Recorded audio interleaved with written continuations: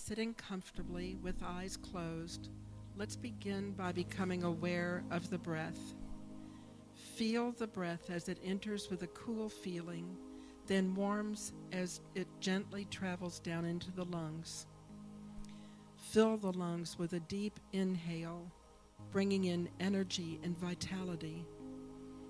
As you exhale, feel the body releasing toxins, stress, and any other negativity that is accumulated. Stay with this breath, focusing on the feeling of deep peace for 5 deep inhales and exhalations.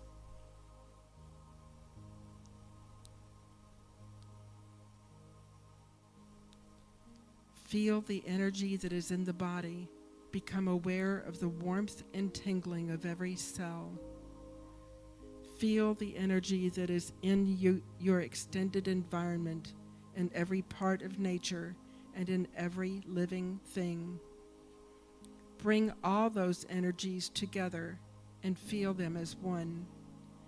Visualize all of that energy shining brightly as the sun. Bring this shining glow of bright healing energy over the crown of your head. Feel it starting to travel down into your body from the top of your head, slowly going down into your face and neck, traveling down into the shoulders, all the way down into the arms and down into the fingers. Feel the healing energy and light going down into your chest, all the way down to your hips. Feel it continue traveling down your legs all the way to your toes. Your whole body is now filled with divine healing, light, and energy. Although that healing energy is completely fill in any physical area that needs healing energy. Feel it warming, healing, and expanding through the area. Allow the healing light to bring peace and healing to any emotional issues or traumas. Bring your awareness to any intentions or desires that you may have.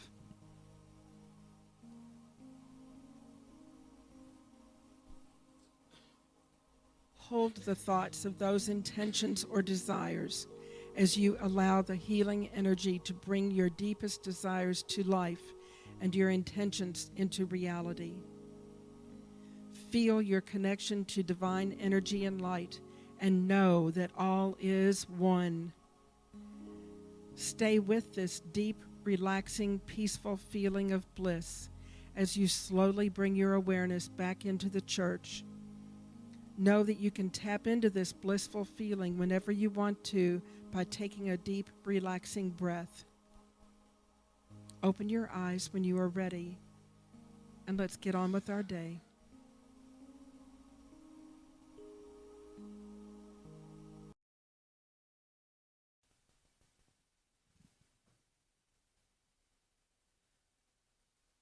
Let your arms enfold us through the dark of night. Will your angels hold us till we see the light? Hush, lay down your troubled mind. The day has vanished and left us behind, and the wind whispering soft lullabies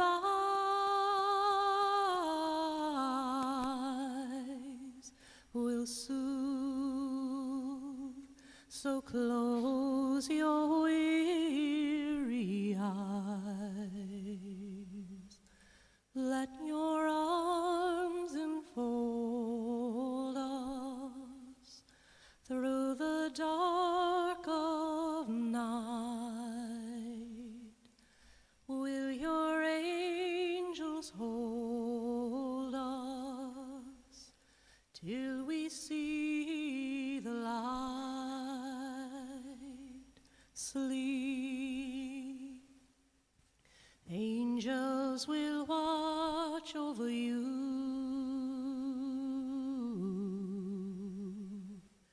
and soon beautiful dreams will come true. Can you feel spirits embracing your soul?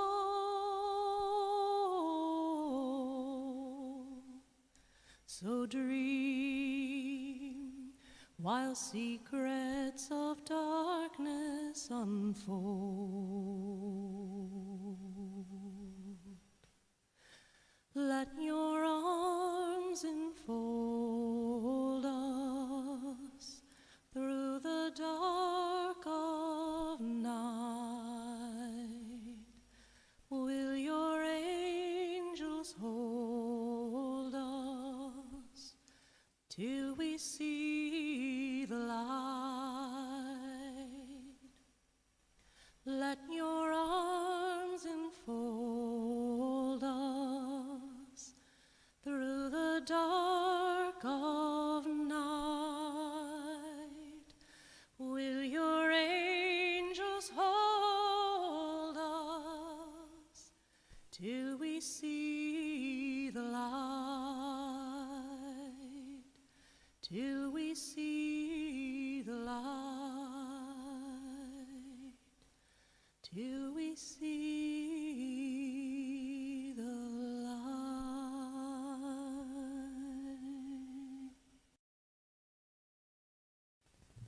There's something really wonderful about just the human voice, a cappella. Of course, if I'm somewhere and Pete Peterson is there, I forego a cappella because he's going to take us to a whole new level. And I want to thank you all for letting me be here today, and thank you most of all for the truth that you hold as a community of believers. Sometimes we might mistakenly think we don't make much difference because we're small. But I can guarantee you, you're making much more difference than you ever realize. And everything that you do, in the way you bear witness in your own unique way to truth. Are we missing the point? That's the title of my words this morning. I've been thinking about this a lot lately. I've been thinking about the confusion that reigns when there is miscommunication and misunderstanding.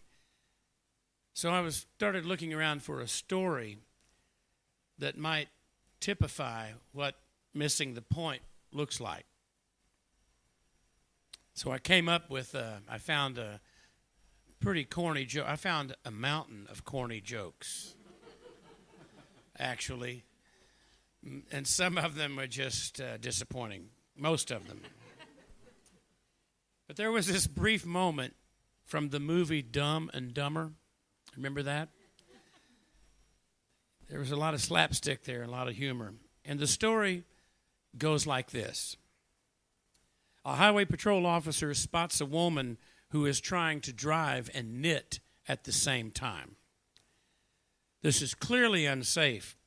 So he takes out the bullhorn and yells, "Pull over." And the woman through her window yells back, "No, cardigan."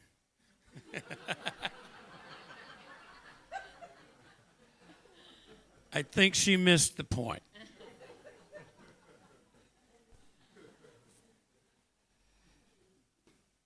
So this whole idea, this humor, this type of humor turns on the point or the idea of someone missing the point. And it's most generally a fairly low form of humor, but it still made me smile and made you all laugh. And we need to laugh. Laughter is sacred. Never forget. But I'm actually thinking more about the ways we sometimes miss the point in our spiritual life. That part of us that touches eternity and also encompasses our life in this community. I found an interesting New Testament passage that tells the story of Jesus and his disciples when they had traveled to an area in the northern part of Israel around the Sea of Galilee. People were gathering to hear Jesus speak, and an interesting moment of missing the point occurs. Jesus and his disciples had crossed the Sea of Galilee, and when they reached their destination, the disciples remembered that they had forgotten to bring bread, which, as you know, in those days, bread was a staple for survival and you're traveling in these areas. So they realized they didn't bring any bread. It's one of those times when Jesus seems clearly frustrated with his disciples, who too often miss the point of his teaching. The incident unfolds in Matthew 16. When the disciples reached the other side, they had forgotten to bring any bread. Jesus said to them, "Watch and beware of the leaven of the Pharisees and Sadducees." And so they began discussing it among themselves, saying, "We brought no bread." That's why he's upset. But Jesus, aware of this, overheard them and said, "O ye of little faith, why are you discussing among yourselves the fact that you have no bread? Do you not yet perceive? How is it that you fail to understand that I did not speak about bread? Beware of the leaven of the Pharisees and Sadducees." Then his disciples understood that he did not tell them to beware of the leaven of bread, but of the teachings of the Pharisees and Sadducees. This was for the disciples a little aha moment where they got it finally. But initially, they failed to understand. They understood now what Jesus was talking about. And Luke, all three of the synoptic gospels refer to this incident. And in Luke 12:2, we have the record of Jesus saying this, "Beware ye of the leaven of the Pharisees, which is hypocrisy." The problem with the Pharisees that Jesus had, and it was a running issue, the problem was that the Pharisees maintained very strict and rigid observance of the law. They were unyielding and relentless and eager to prosecute even the slightest infraction. But they left out something very critical. And that something is what Jesus was all about. They left out the divine principles of love, mercy, honesty, justice, forgiveness, and reconciliation. And in this sense, they consistently missed the point.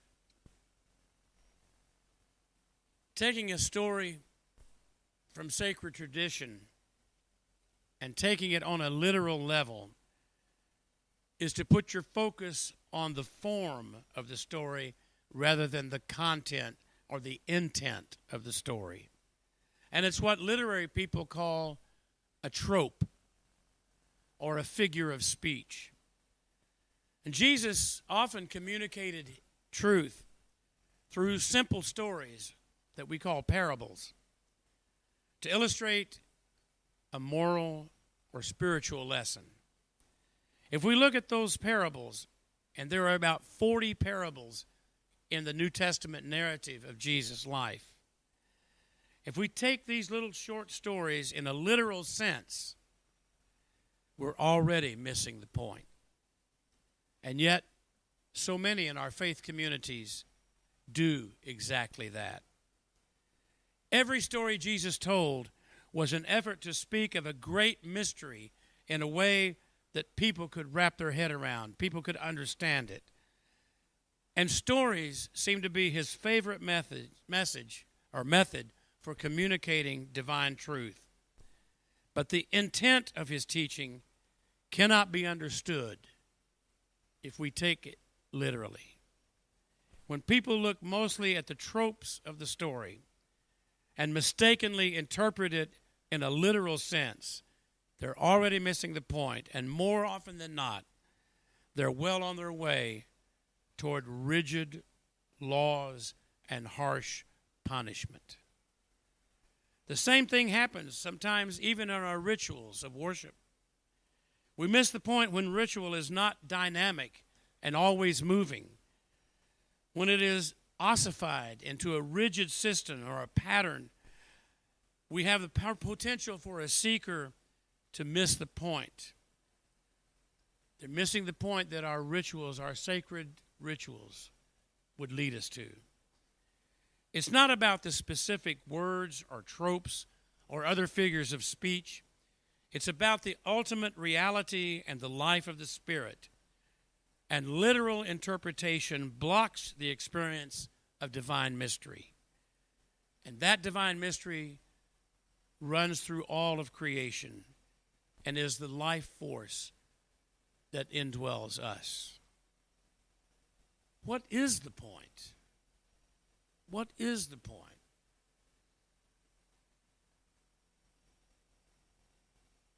The summative description or statement of the essence of Jesus' teaching we find in Matthew 22,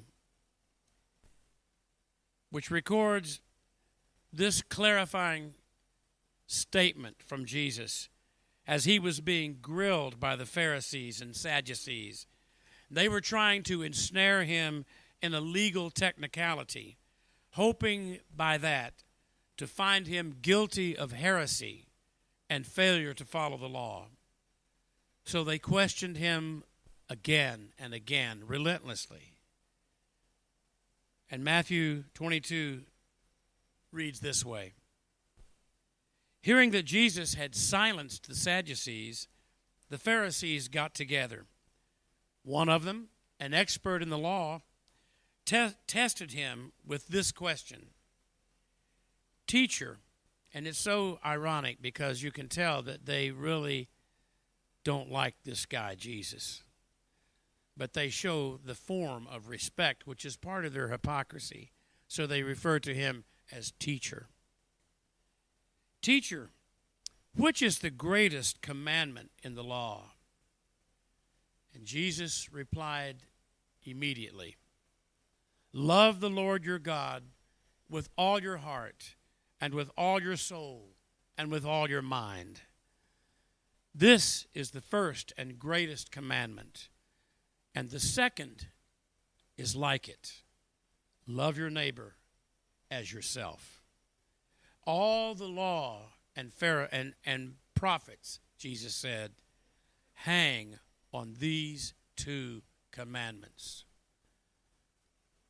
In modern terms, the question the Pharisees ask is tantamount to saying, dude, what's the real meaning of life? And Jesus cut straight to the point. He brought it down to two divine principles. Love God, love your neighbor. Simple, direct. That's it. All our laws, all our religious rites and rituals, all our ways of expressing our faith come down to these two commandments Jesus mentioned. If everyone followed these two principles, love God with all your heart, mind, and soul, and love your neighbor as yourself, if we all followed that, everything would be just fine.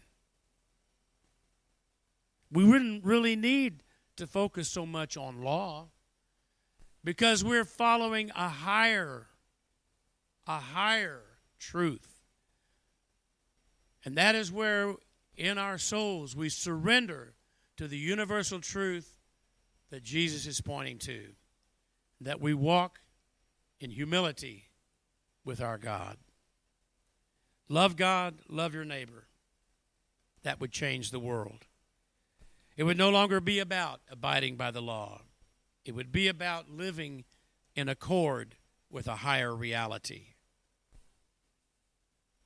So what are some ways that we can see clearly that we miss the point? I would say, first of all, in our words. This comes up to me a lot in my mind. In our words, because, do you remember George Carlin's famous routine about the 7 bad words? It's really illuminated. It's on YouTube. You should go check it out again, because he's telling something very honest. Because we identified some words, and obviously I'm not going to repeat them today, but you can look it up in Wikipedia if you really need to see them, but you know what they are. These 7 words that were banned by TV media. Can't say these words. These are bad words. George Carlin's rant took issue with this and made ridicule of it. Because, so many times, the truth is, we all have heard someone speaking to another person in such a way that they were beaten down and defeated and felt horrible. They were in emotional trauma, but those words did not ever include a, quote, bad word. So I can feel good. I didn't call him any bad names. I didn't use any of those 7 bad words. But my intent was hurtful. That's the point. And sometimes we miss it because we don't speak bad words, but we hurt people. You can obey the rules and at the same time defy the ultimate commandment. I think we miss the point a lot of time in our dogma. Man-made creeds and things like the Nicene Creed, and I'm not trying to be critical of any expression. At a time it had its place, but later, centuries later, that truth, that creed, becomes rigid, becomes a rule, and everybody is expected to live by that. And if you don't agree, in the worst case scenario, there are those people who say, you're going to hell because you don't agree with my dogma, my doctrine, what we teach. But this is a bigger picture. Rather than yielding to statements of doctrine that are specific to local socioeconomic contexts and that shape the spirit of our encounter with mystery, they force it into a rigid observance of rules. And so we miss the point. It's about the way I live, not by some rule, but by this higher reality. Legalism does not consider our commitment to the greatest commandment, which is to love God. Sometimes we miss the point when we confuse righteousness for rightness. And we have to be right. And I'm confused about it because I'm not listening to you. I'm insisting on my own point of view. When we argue over inconsequential things and miss the point of the ultimate reality, those things that have substance. And this includes our arguments about politics or religion or the best sports team or whatever.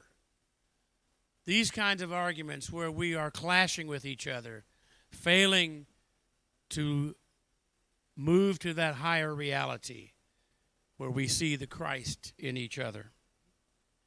Too often we develop our beliefs and stop listening to others. Righteousness is not about following the rules. It's about an all-consuming energy and commitment to follow the principle of divine love. It's actually all about discipleship. We miss the point when we prejudge another person without even knowing them.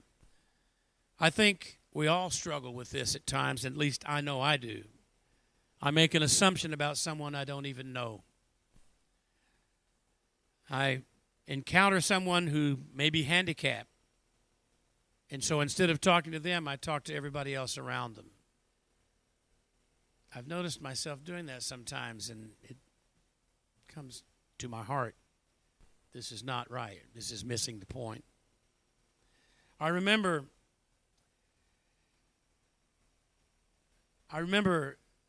the first time I started working with children at Home of the Innocents. At first, I brought with me the assumption that these were nonverbal children with limited cognitive awareness, limited muscle control, limited response, limited. Wow. How ignorant my assumptions were. And after several years of singing and interacting with these children, I now see the light in their eyes. I see them as divine, sentient children of light, and I understand them in a fully human way. Now I know that the chance to interact with them is for me a divine gift, and that I initially missed the point. We miss the point when we take biblical teachings literally. Doing this eclipses the intent or meaning, if you will. How many times have we failed to get it? We're not getting it means just living in the same old patterns and missing the opportunity to become more than we are.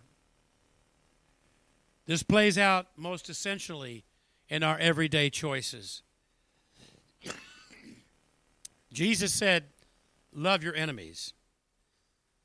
You think about how absurd that sounds if you just say that to somebody on the street, love your enemies. People would say, you're crazy, man. Love your enemies? Are you kidding? But that's exactly what Jesus taught, and he was really clear about it, unequivocal. We know about this teaching from his Sermon on the Mount, but when it comes down to it, in the workplace, in the neighborhood, in our churches, in our homes, we sometimes fail to show respect for each other. It's just too hard to let go of the issues we have. And to be honest, it's a challenge for any of us to respond always in love and to honor another person's humanity, but that is precisely how we are called to live. Sometimes, however, our own insecurity or fear gets in the way, and we miss the point. We're a community of believers, and our whole thing is about transformation and spiritual growth. As such, we look at the narrative of the life and teachings of Jesus. We look at the sacred writings of major religions or faith traditions, including Hinduism, Buddhism, Islam, Judaism, Christianity. We look at all these things and we seek to understand the meaning of these teachings, not to elevate them to some rigid, inerrant expression. These teachings we take in the light of eternity. In terms of the way these words speak to our souls and invite us to live our lives in a radically different way from the dominant social paradigm.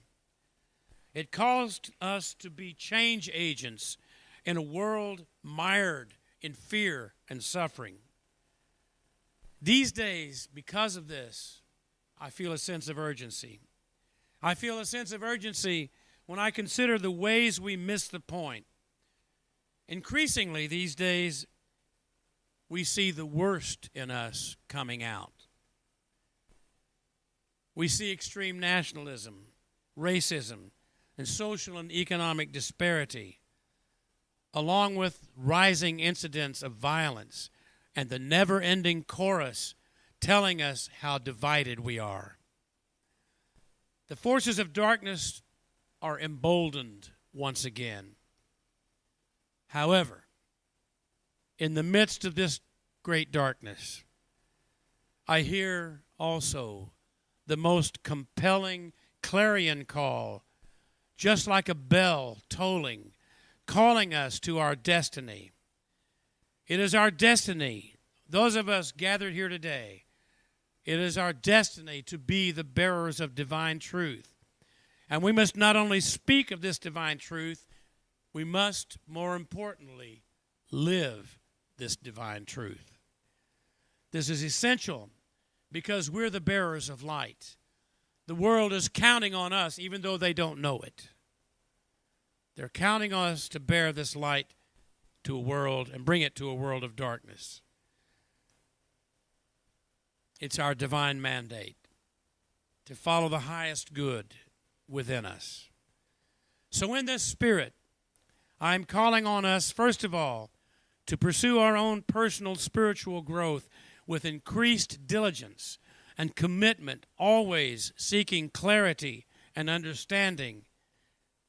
And secondly, I'm calling on us, myself included, to recommit to our role as essential change agents in the world. Just like we sang this big light of mine, we sang, in all my daily living, I'm going to let it shine. This is the role we play in the world, to bring compassion and healing to a broken people.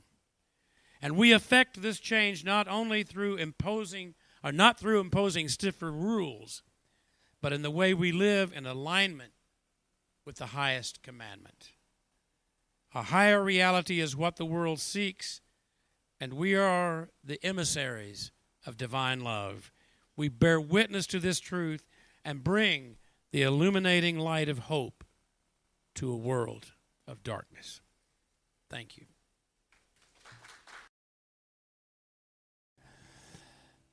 And I told this story already.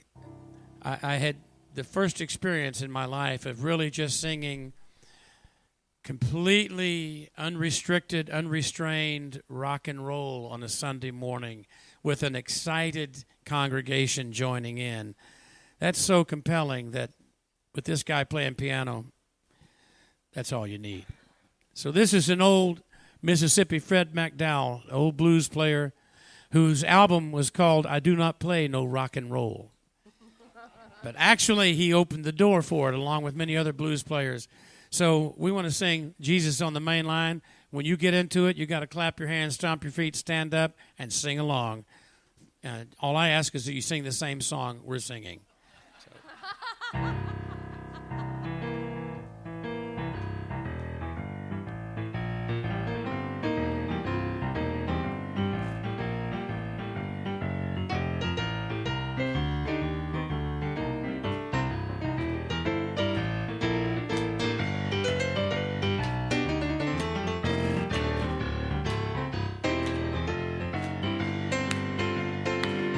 Jesus on that main line, tell him what you want. Jesus is on that main line, tell him what you want. Jesus is on that main line, tell him what you want. Woo! Just call him up, tell him what you want. You gotta stand up and sing.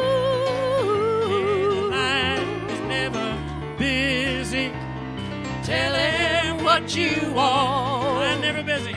The line is never busy. Tell him what you want. Tell him, tell him, tell him, tell him. Never busy. Tell him what you want. Ow!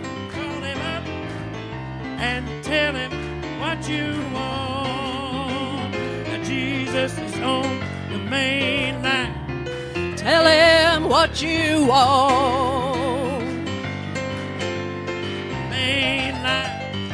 Tell him what you want.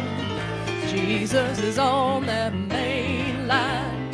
Tell him what you want.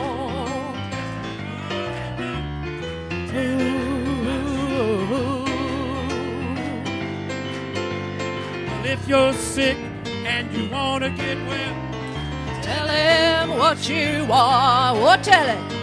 if you're What well, tell him what you want. if you're sick, you want to get well, Tell him what you want.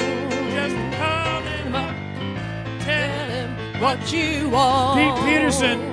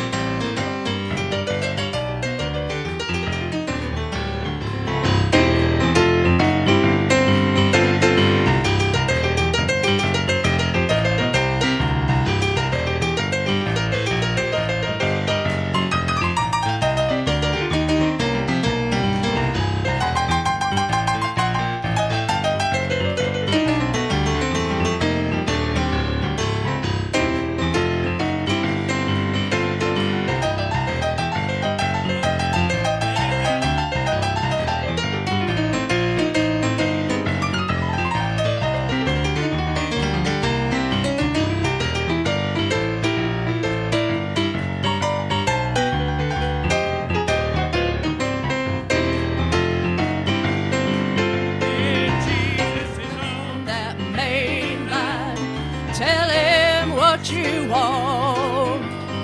Jesus is on that main line.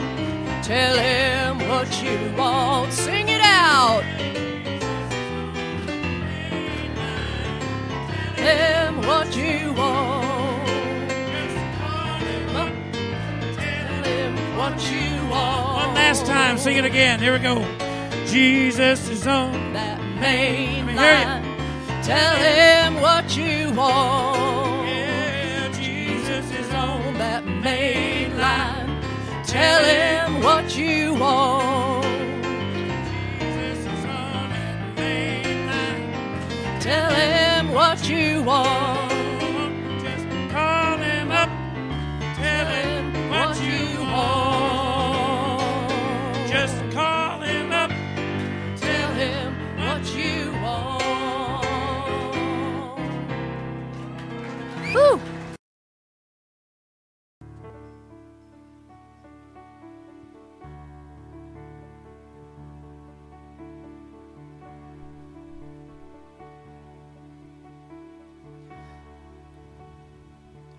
At times when troubles got me up against a wall,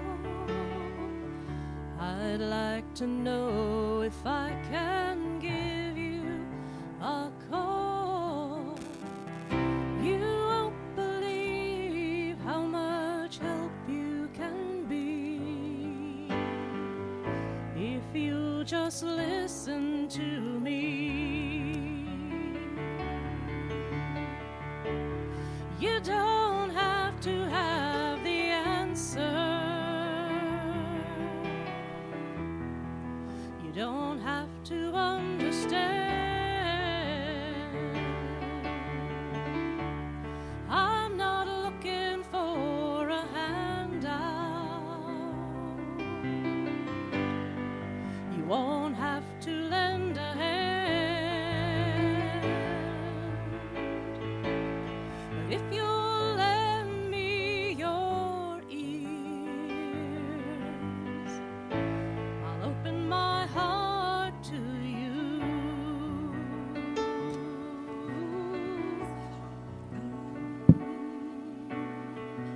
You won't believe how much help you can be if you just listen to me.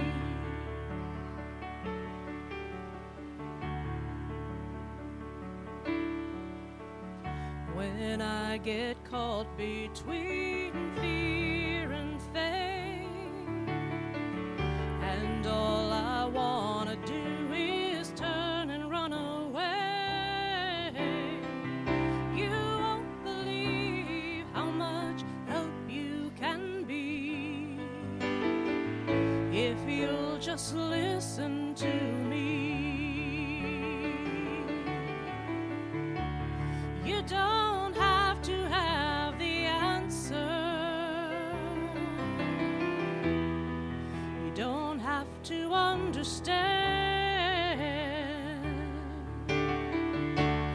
I'm not looking for a handout. You won't have to lend a hand. But if you'll lend me your ears, I'll open my heart to you. You won't believe how much help you can be if you just listen to me. You can strengthen my soul when I need courage to stand on my own.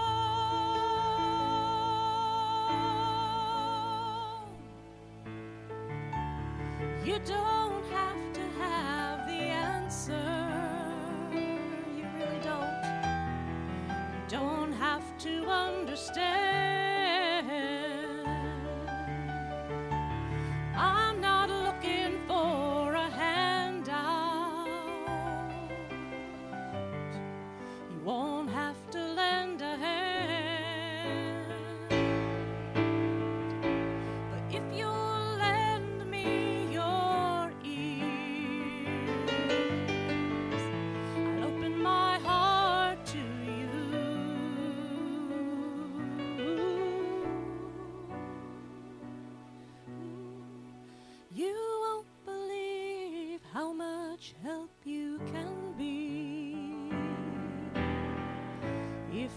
you'll just listen to me,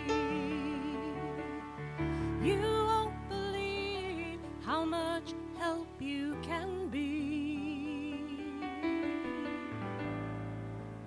if you'll just listen